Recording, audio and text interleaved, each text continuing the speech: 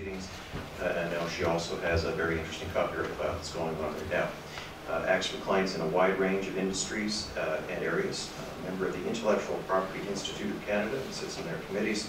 Is also a member of the Advocate Society. So please join me in welcoming Jill.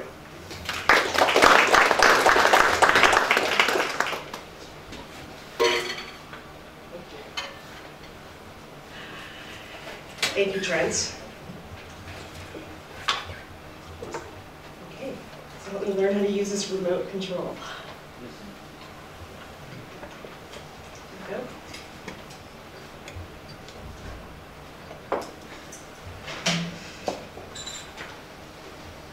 You have a great product and you have a great service. How do you present your product and service to your customers and potential customers? And how will your customers know that these products and services come from you? It's all about branding, and branding is the face of your business, your product, and services. Coca-Cola, IBM, Microsoft, Google, GE, McDonald's, Intel, Apple, Disney, HP. We all recognize these brands. And not surprising because these brands were ranked as the top 10 brands in 2011 by Interbrand. Brands have value, and let's just take a look at what the Coca-Cola brand is valued at. $71 billion. IBM, this brand is valued at almost $70 billion. Microsoft, $60 billion. Google, almost 55. GE, 42. And McDonald's, Intel, Apple, Disney, and HP, they're all in the $30 billion range. So brands have value. And these owners, the owners of these brands have invested money and resources in creating, protecting, and managing their brands.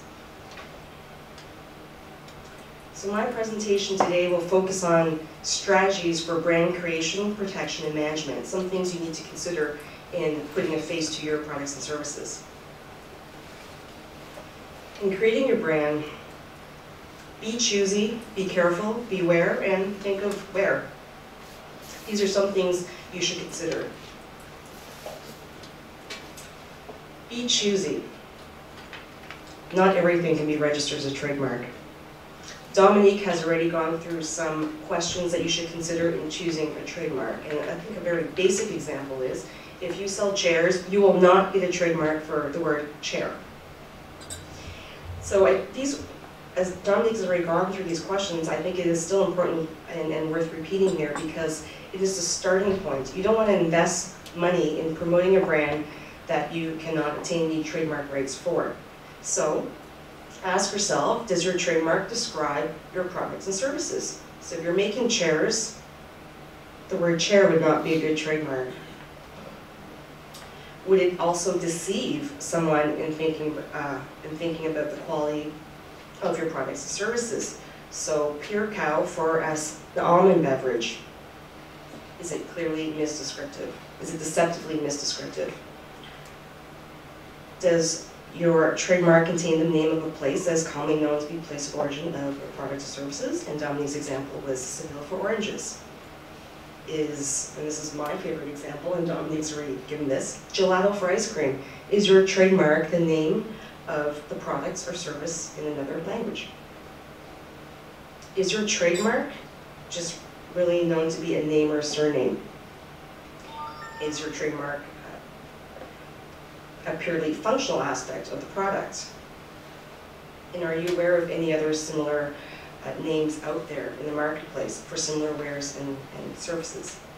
If you answer yes to these questions, start over. Don't fall in love with this brand. Start from scratch. You want to avoid problems down the road in obtaining trademark rights and enforcing these rights. So up front, avoid any problems down the road by being choosy. And ask yourself these questions, because not everything can be registered as a trademark. Be careful. Snoop first. Why? Because rights and trademarks come from use. you want to suss out the lay of the land and make sure that no one has already taken this mark. Make sure it's available for use before you pour all this money in promoting your brand and services, products and services under this brand. And how do you do that? Well, first I would simply go on the internet and do some searches and see if anything comes up. But there are certain legal issues that you need to consider. For example, use is a defined term under the Trademarks Act, so it may not necessarily be trademark use and may be available. So you really need to take a critical look at whether or not something's available. So while you can go on the internet and poke around and see what's out there or see if anything's out there, you also want to do a more thorough search, a trademark clearance search. And you do that by hopefully getting help from experienced counsel. And these searches will cover trademarks, trade names, domain names, and trade directories, and common law uses. And domain names, that's an important search to conduct, because from a business perspective, if you are wanting to promote a particular brand, you would likely also want to get that domain name. So if it's already taken as a domain name, think about whether or not it's worth investing money in that brand when you may not get the domain name. So it's a big picture approach, but you want to snoop around and make sure that the trademark is available before you come to a landing on this brand and spend money investing in promoting this brand. Beware. Look out for something called Section 9 marks. Under the Trademarks Act, there's a list, and under Section 9, not surprisingly, there's a list of things that you cannot use, and these are prohibited marks. So the example would be the Red Cross emblem, the RCMP. And under the Section 9, there's a specific category for marks that have been adopted by public authorities. These marks are a little dangerous, and you should watch out for them because they are perpetual in nature and not tied to any particular wares and services. And they actually don't get registered. So if you're poking around the trademark database online, you'll see that it's advertised but not registered. They don't get registered, they get advertised. And this public notice to, the public of this adoption of use is enough to stop all subsequent users from adopting that mark. So beware and look out for Section 9 marks. And included under Section 9 are words that would be considered immoral and obscene, and some of that is quite intuitive. And where.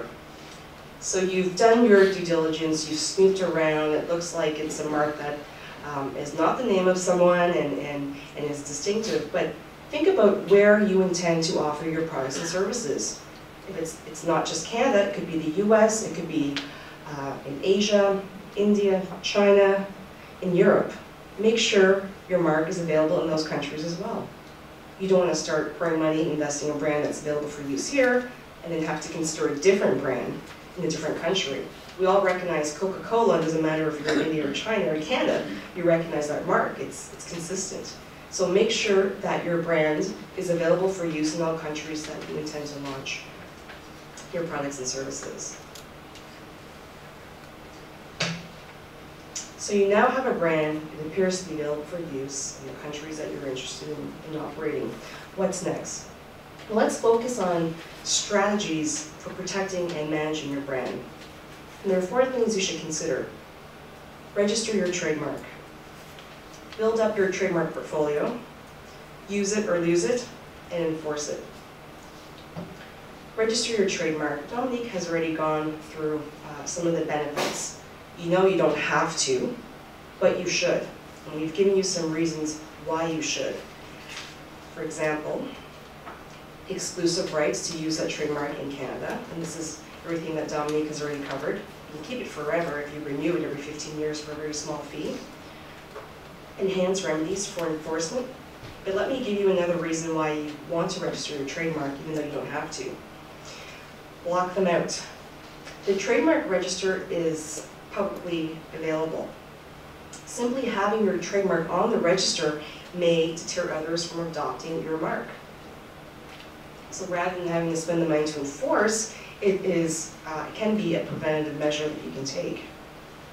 Also, without any intervention on your part, the Trademarks Office may rely on your registration to block out any subsequent applications for similar marks from your competitors. So there's an additional benefit to registering your mark even though you don't have to. All the brands that I've just shown you in the beginning of my presentation, those marks are all registered, and not in just one country, but all over the world. Now, things to consider when you're filing for a trademark. Have you used the mark, or do you plan on using the mark? You don't necessarily have to have use of the mark to file for an application. There are different bases to base your application on. So if you've already used the mark, now use is a loaded term, it's defined in the Trademarks Act, then you may file your application based on use and claim the date of first use. Now be careful. Coming up with a name in a board meeting and recording in your minutes is not use of the trademark. So it is important to get everything right in your application so that your application and your trademark registration is not liable for expungement later on. So have you used the mark, and what is use? If you don't know, talk to someone, ask a lawyer.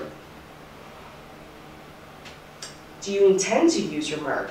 Because that's also a basis for filing. So you can actually reserve your trademark without actually having used it in Canada by filing a trademark application. So it can be based on proposed use.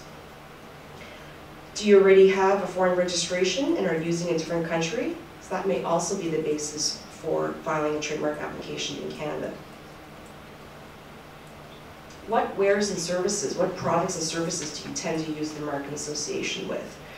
These wares and services or products have to be defined in ordinary commercial terms. How do you do that? Well, you have to be careful, because if you don't, your application, that may be a basis to oppose your application down the road.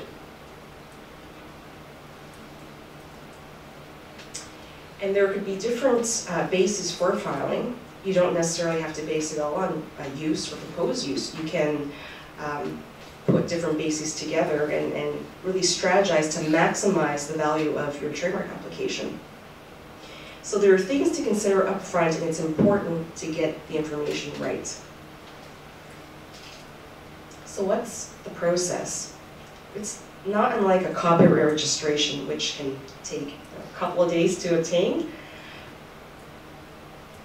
You file an application, it gets examined, and you file it with the Office of the Registrar of Trademarks. It gets examined for all of the things that I talked about up front. Is it registrable? Is it confusing within the existing marks or pending marks? Does it conform with the formal requirements? Are the wares and services described in ordinary commercial terms? If everything is fine, it gets advertised in the journal. And this is where any third party can oppose your trademark. So if someone comes along and says, wait a minute, I've been using this mark or something that's similar before these guys have, I'm going to oppose. Again, this comes back to be choosy and be careful up front. Choose something that's going to minimize these types of problems in the registration and enforcement process later on.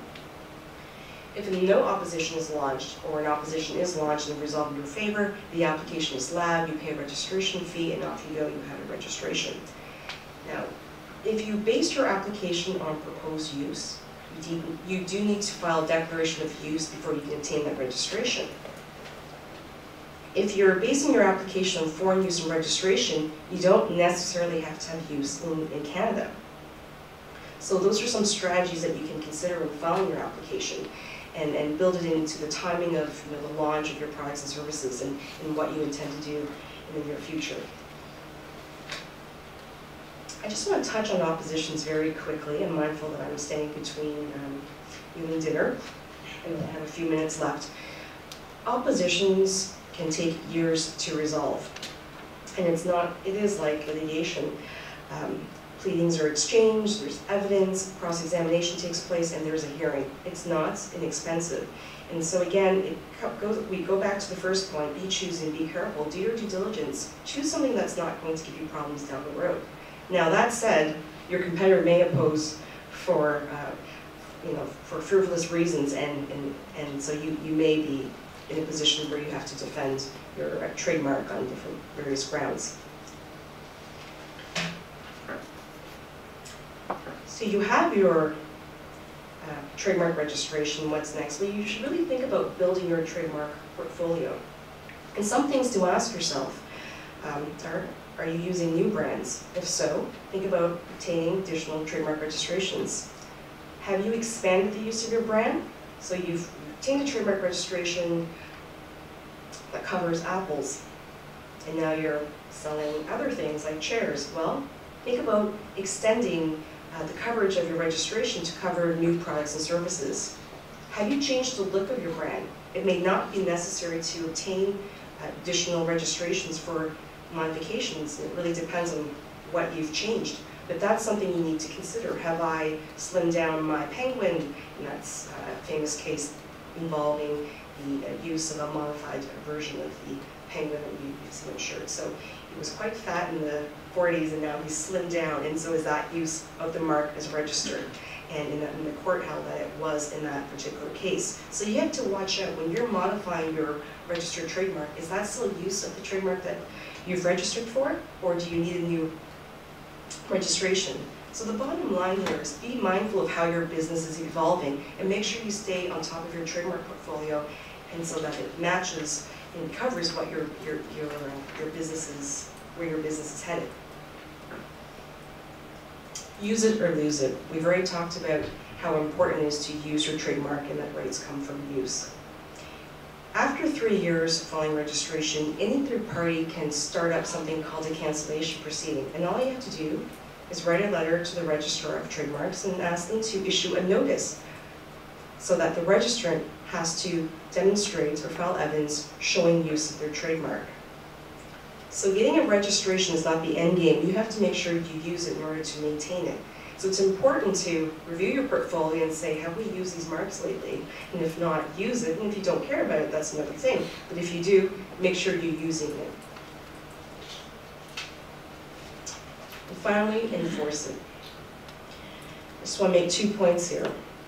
It is your responsibility as the owner of your trademarks to ensure that others are not infringing on their rights. So police the marketplace and take legal action where necessary. Write demand letters, but it's up to you to stop others from infringing upon your rights. Second, one problem with being successful and having a well-known trademark is that the term may become a generic term, and when that happens, the mark is no longer distinctive of your products and services and no longer functions as a trademark. Did you know that zipper used to be a trademark, but now is used to describe all sliding fastenings, and same with escalators? So those are some things to think about in terms of creating, protecting, and managing your brand. Any questions? Yes? Could you give us the ranking of the brand? Where is the data information source? It comes from an organization called Interbrand. Interbrand. Yes, so if you do a Google search Interbrand, they have rankings every year, and it's the top 100 brands. Yes? How do you actually measure the brand value, or actually like in numbers? Is there any particular way, any idea regarding that? Because like I had a brand value, branding management class, but never got to that point. Like, okay, how do they actually measure the value? That's a good question. I certainly don't know how to value a brand. I know that brands have a value. I think different companies provide those specific services. If you go onto the Interbrand website, they may show how they've actually conducted the evaluation. Yes? When registering a brand name, I understand that it can be based on place of origin, or the origins.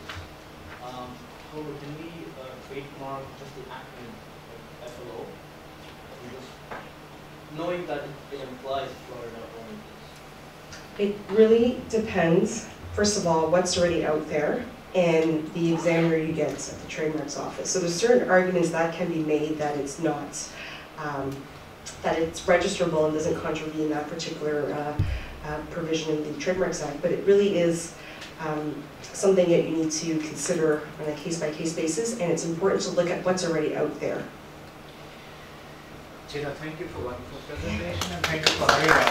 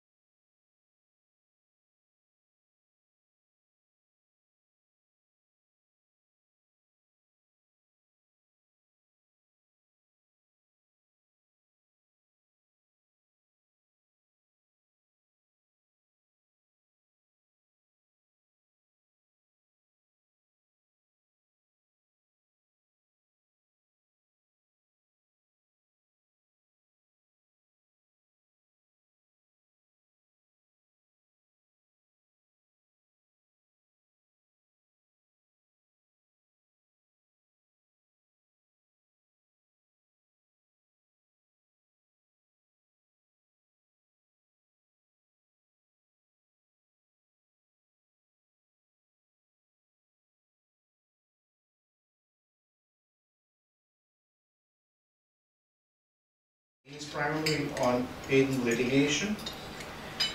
He's registered patent agent in Canada and United States. In the computer software, computer hardware, electrical, mechanical, chemical, biotechnological fields. In addition, he regularly provides patentability freedom to practice, infringement, and validity opinions. Christopher is also a registered trademark agent in Canada. He was a co-author of Patents chapter of the Canadian Forms and Precedents. He has published articles on intellectual property topics in the Intellectual Property Journal. He is also the current Vice Chair of Toronto Intellectual Property Group. And just to let you know, he had a brilliant academic career. During his law school, Christopher was awarded the Gowings Prize in Innovation, Law and Policy for attaining the highest grade point average in intellectual property courses. Also the Gowings Prize in Law and Information Technology, as well as the Stickman Elliott Prize in Technology Law in the final year. He was on the senior board of the Faculty of Law Review.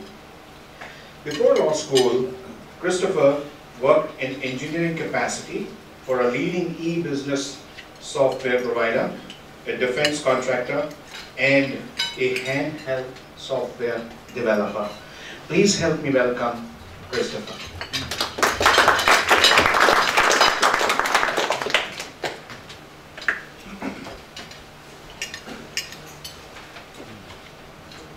Good evening. So I'm the registered patent agent on the panel. I'm also a lawyer and a computer engineer.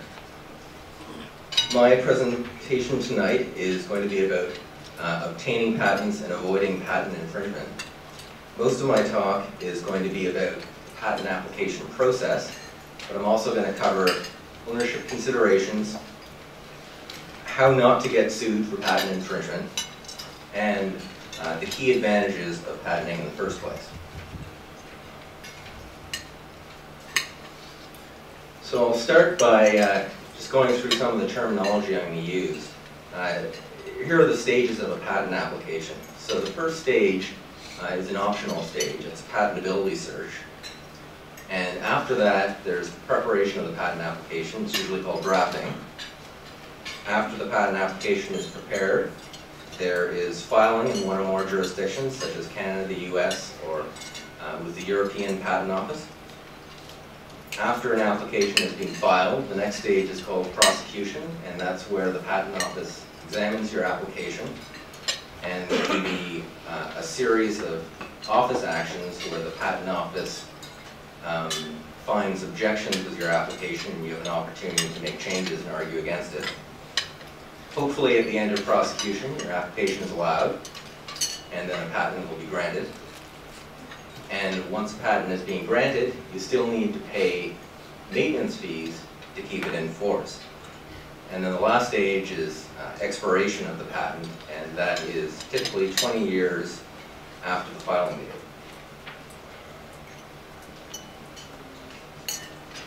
So a few comments about patentability searches.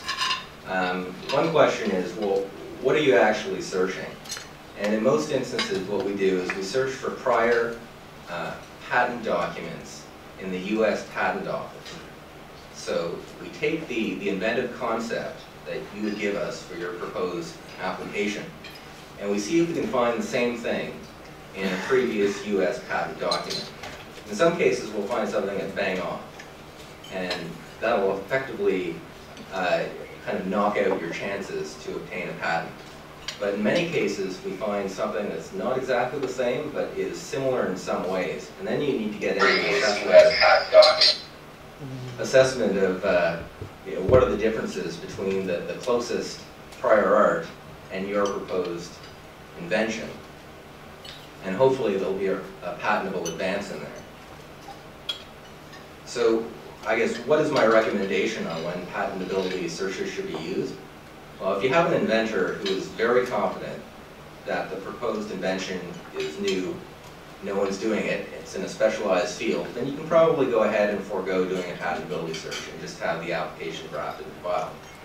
But if you're in another area, such as a consumer product, like a common item, it's probably a better idea to get a patentability search done, because even if something is not in the marketplace, someone may still have filed a patent application at some point in time, and that disclosure can prevent you from obtaining patent protection.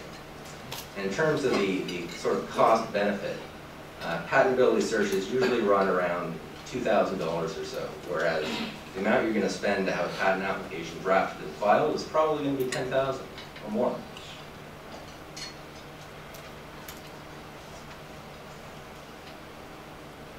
So on to patent drafting. Just a few comments about selecting a patent agent. The first is, there is a way to confirm whether someone is a registered patent agent. On the Canadian Intellectual Property Office website, they have something called Patent Agents List, and you can confirm whether someone is a registered patent agent in Canada.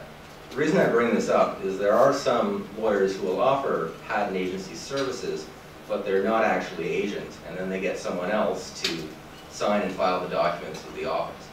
If you do get a registered patent agent, you can be sure that they have enough experience to handle the matter for you. The second comment I wanted to make there was technical background. So if your proposed invention is in a very specialized area, chemistry or software, something like that, it's usually to your benefit to find an agent that has that sort of background. It's going to be easier for someone with a computer background to draft a software application than a chemist. Invention disclosure. So this is the process where the inventor explains to the patent agent how to make and use the invention. So typically I'll meet one-on-one with the inventor and get an explanation of the invention. And then after that, also ask the inventor to put it in writing in their own words how to make and use it. And also to incorporate any drawings or figures or flowcharts that are needed to describe the invention. The role of the patent agent then is to take that information, put it in the format of a patent application, and also use the terminology that you would find in a patent application that avoids making overreaching promises and avoids limitations on the scope of your invention. But the most important aspect of what the patent agent does is draft the patent claims. So those are the claims are found at the end of a patent document, and they define the monopoly that you're seeking. One further point I'd like to make about invention disclosure is that it's important that you do not disclose your invention non-confidentially before an application is filed.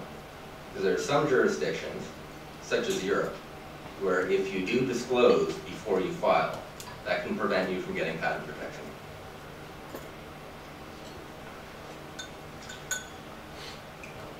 The strategies for key technologies. And by key technologies, an example of that would be your company's first patent application. It's going to be a key application. So in such an application, it's best to describe everything you know about your technology. That's going to maximize the probability that something in there is going to be patentable. If something is not described in the application, you can't claim it. So it's very important that the description be complete and be correct. And so to emphasize this, I've put review of drafts on the slide. There'll be a series of drafts with your patent agent where the inventor is asked to review everything in the application, because it's very important to make sure everything is complete and correct.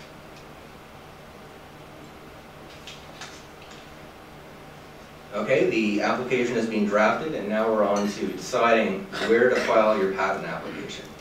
So there are three primary exclusive rights granted by patents: the exclusive right to make the invention, the exclusive right to use the invention, and the exclusive right to sell the invention. The rights to make and to use have some problems with enforceability. So the right to sell is really the best right to pursue. For example, if you have the exclusive right on making the invention, let's say you have a patent in Canada and the US, well, if someone wants to copy your product, they can just make it in China instead, and you don't have a patent there. Let's say you get one in China, well, then they can move their manufacturing to Vietnam. And practically speaking, you're not going to cover every country in the world with patent protection. It's just too expensive. The right to use, this can be problematic depending on what the technology is. If we're talking about something like smartphones, the direct infringer using something that would infringe the patent is probably the end user. And if you're in the smartphone market, you don't want to sue your potential customer. There is a law concerning inducement where you could go after a manufacturer in that sort of case and say that they induced the customer to do it. But this is just going to mean extra steps that you're going to have to prove before a court. So like I said, focusing on the right to sell is really the one to go after. And in determining the jurisdictions, you want to look at the ones where you think you're going to make the most revenue or profit. And I've put at the bottom of the slide here, these are the most popular jurisdictions by Canadian patent applicants. So Canadian applicants file in the US at twice the rate as in Canada. And then it descends from there: Europe, China, Japan, Korea, India, Australia, Brazil, and Mexico. Those are the top 10.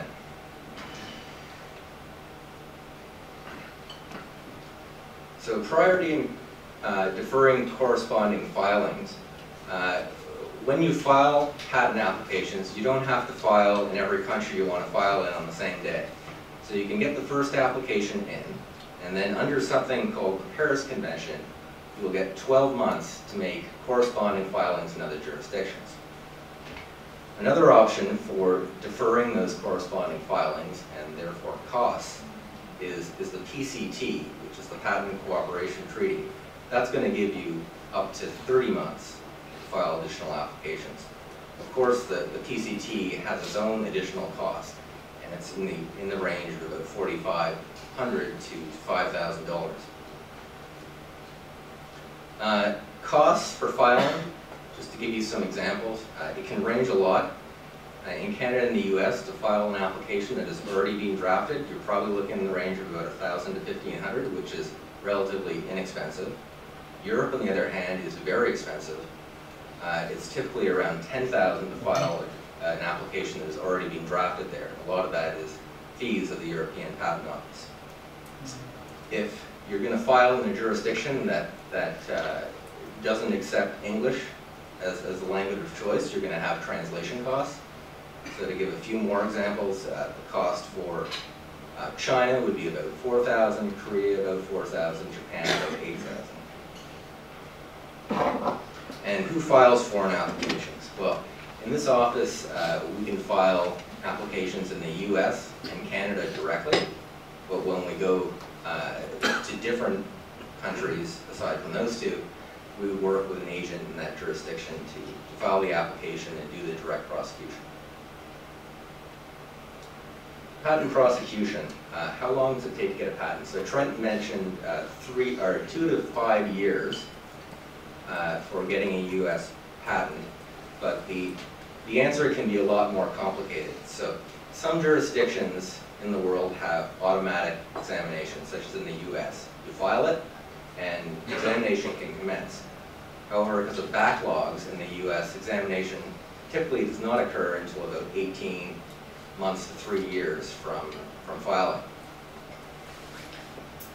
Some countries, such as Canada, have deferred examination. So you file your application, and there's an additional step of requesting examination of your application. And that can be done at filing, or it can be done any time from 5 years from filing. There's also an option to expedite your examination, and the requirements for that vary depending on the jurisdiction, but you can do this in Canada and you can do this in the US. Typically there's an additional fee, but if you do pursue this route, it is possible to get a patent issued in under a year. Confidentiality. So when an application is filed in the first jurisdiction, that application is going to be maintained confidential at the Patent Office for 18 months, so no one can access it.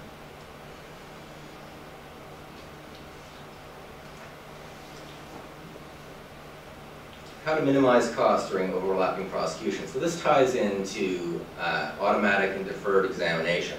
So if you know that the US is going to go automatically, you can sequence when you request examination in other jurisdictions so that you complete your prosecution in the US first, get an allowed patent, then take those same claims that the US Patent Office allowed, put them in your Canadian application, and tell the Canadian office, these are the same claims that the US Patent Office issued.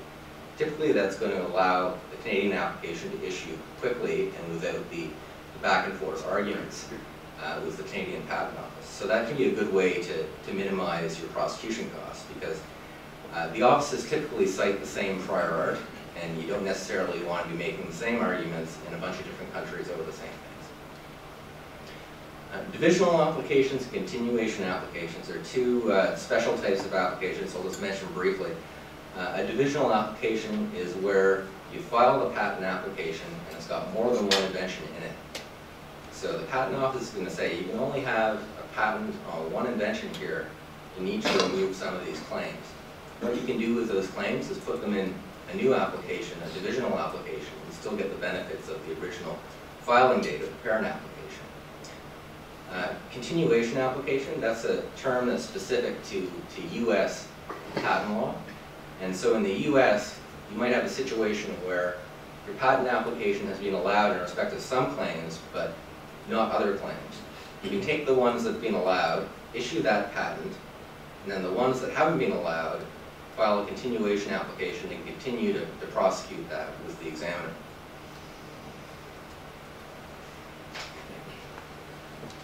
Patent grant and maintenance. So we've talked a bit about this already. Once the patent is allowed, there's going to be an issue fee and then issuance of the patent. The term of the patent is going to be the balance of 20 years from filing. Maintenance fees are going to be payable. In Canada, they're actually payable whether it's an application or a patent from the 3rd anniversary forward every year. In the US, thankfully, there are only 3 maintenance fee payments, and they're all due after issuance of the patent. A brief word on European patents. So the European Patent Office, it allows you to do centralized examination and prosecution. But once that application has been allowed, you then have to choose which countries in Europe you want to have an issued patent in. That process is called validation. And as you can imagine, each national patent office has their own fee for that, and sometimes there are requirements about what language that you need to have it in. Typically, most clients will go for the largest European countries, Germany, UK, France, and possibly Italy and Spain. PCT patent applications. So I talked a bit about them already, so maybe I'll jump to the last point here, when to file a PCT application. Given the additional cost of $5,000, it really only makes sense if you figure you're going to need that additional time from 12 months after the first filing to 30 months to decide where you want to file a patent application. So this is usually kind of a budgeting strategy and when you have your investors and if you have the money to go to several countries in Asia and Europe. And a brief word about provisional patent applications. This is also a US concept. They don't have provisional applications in Canada. A provisional application in the US has less of the formal requirements of a regular application. But it can't actually issue to a patent itself. So you file a provisional application, and a year later it's going to expire unless you file a regular patent application somewhere in the world and claim priority to it. The cost of preparing a provisional application is typically a little less than a regular application because you don't have to file claims, and there's some other requirements that aren't present there. I will note that there are I think inventor service companies that offer very low rates to file provisional applications, and there are agents that can offer very low rates for that. But the way they're doing that is they're not putting the attention into properly describing your invention. They're taking what you give them, putting that in a document, and filing it. In terms of when to file a provisional application, in my view, where it makes sense is where you want to file for patent protection on something you have now, but you anticipate making considerable improvements over the next 12 months. and filing a subsequent application on basically something that's quite similar. Ownership. So who owns a patent application? The first owner of a patent application is the inventor or inventors. And how do you determine who's an inventor? It's whether they make an inventive contribution to what's claimed. So it's possible that someone can be an inventor just for contributing to the concept of the invention. They don't necessarily have to be involved in reducing it to practice or building it. But something like mere testing or verification, that would not make someone an inventor. Transfer of ownership. So employment agreements is a good way of doing it. There's also case law in Canada, for example, that says if you're hired to invent, the company's going to own it. So an engineer would be an example of someone who's hired to invent. You can also assign the rights through an assignment document. And typically, agents will also use assignment documents as evidence confirming that an assignment has taken place. So that could be a transfer from the employee to the employer, but there's still an assignment, so we have something to file at the patent office saying that that assignment has taken place. So how not to get sued for patent infringement? Patents are more sword than shield, so they're good at preventing other people from doing things, but they don't actually provide any protection for what you're doing. So the way to not get sued is to do a clearance search. A clearance search is going to be specific to a particular country, and it's going to be a search to find all of the relevant patents and sometimes patent applications that could possibly apply to your product or service. If there does appear to be infringement of some sort, you're going to be very glad that you did such a search, because it's going to give you the opportunity to design around those patents, and you can use the patent agent there to assist you in suggesting some of the modifications that could be made to avoid infringement.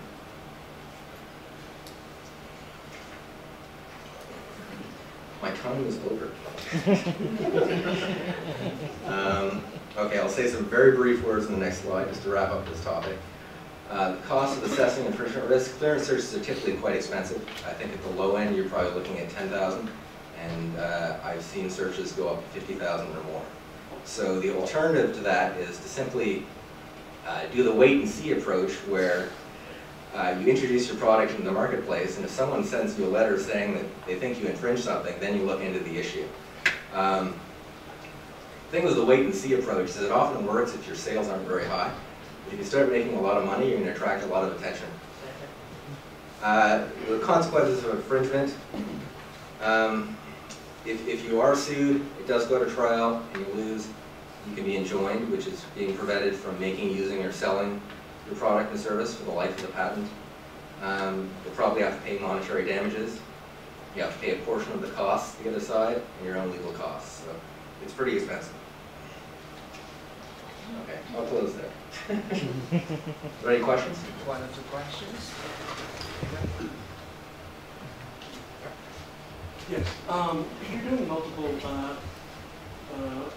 applications in countries that don't use English as the primary language, or the language of origin, is there a precedent as to which patent applies? If there's a contention in, let's say, that foreign country, let's say I go to China with this. Right. Somebody translates my patent into Chinese, tweaks to deal with their patent process. And then somebody starts copying what I perceive to be a patent. Question, do I sue in China, do I sue in the US, or wherever I first filed, or do I have to deal with it based on the Chinese patent?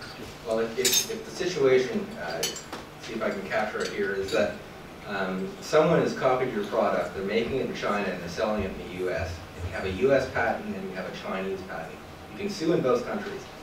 Suing in the US, you're going to be going after the sales that are made. Suing in China, you'll probably be doing the same thing and also preventing them from making there. And the basis of my suing in China would be the US patent? That's the original one? or the translated one in Chinese, which I'm not sure what it says. It's the translated one, so patents are national rights and you use what's registered there. All right, thank you. Okay. You said the patents would be kept confidential for 18 months, right?